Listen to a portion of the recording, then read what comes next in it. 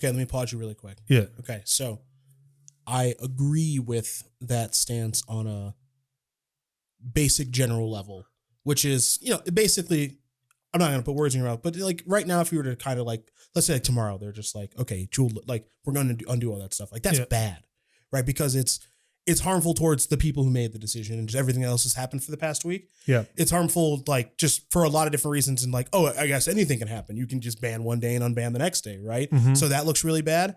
The thing that just came off the top of my mind is the MagicCon that's happening in Vegas. Yep. So like that's in 3 weeks, I think. 4, I thought maybe 3. No, so 3 weeks. And like, do you make a decision based off of that? Which is like, hey, this MagicCon is sold out. I'm not saying it's a Commander focused event, but I am saying that Commander is a big part of that event. And so is there a reason for whoever makes these decisions now to go like, hey, we want to make sure that everyone has a really fun time at MagicCon Las Vegas and future MagicCons.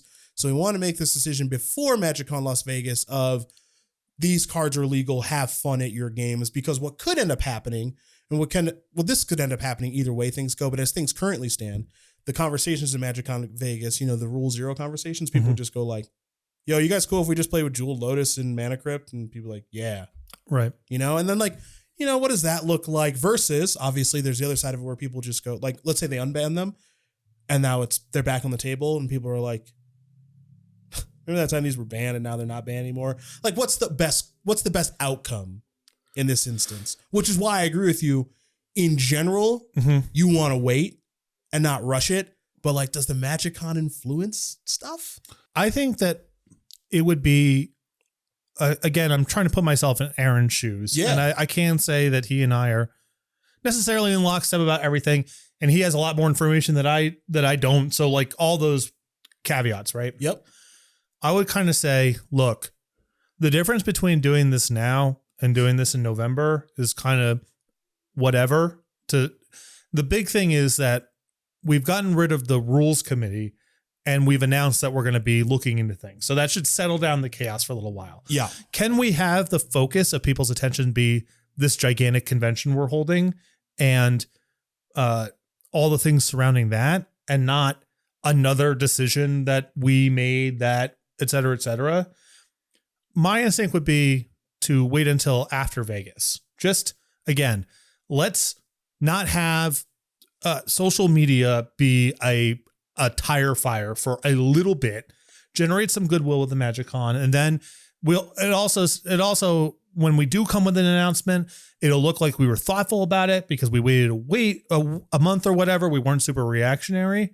But I don't know, and I have no information. This is literally I don't know if the game design team is ultimately going to be in charge of what happens in the immediate future, because this was a high stakes enough catastrophe that other people above someone like Aaron could be calling the shots on what this looks like. Because, so the thing about this particular thing that has happened, and I don't think you're overselling the magnitude of this. It's just when you're on social media as much as I am on Twitter, and everything that happens in Magic is always like, it always seems like a 5-alarm fire. Mm-hmm. Everyone's complaining about something 100% of the time. It's like, okay, but like which one actually matters? And like, I think I've got a pretty good handle on which one matters because like I talk to other people that I respect and who are very level-headed about this stuff. And this one has been the one where the majority of folks that I respect are just like, this is really bad. Yeah, I think I was trying to think of what would be comparable to this. And I think if one of the biggest North American distributors was found to have been making counterfeits, that's comparable. Okay. That's like, that would probably be worse just from a trust standpoint. Yeah. But in terms of the magnitude of it and how unexpected it was and how, frankly, unprepared people at Wizards had to have been for something like this. Yeah. It's in that range. Okay. Fair enough. I'm excited to see what happens next. Yeah, I mean, excited's like a weird word to use, but I am. It's of interest for sure. Yeah. I'm curious how they navigate it too, but I think you're going to see some signal in the next couple of weeks that if it's quiet, that to me suggests that the Wizards game design team is basically allowed to handle this in whatever way makes sense to them, as long as everything's in-house and they've removed that liability. If things move really, really fast, that to me is signaling that this is coming from above. Okay. Not informed by anything, just my best guess.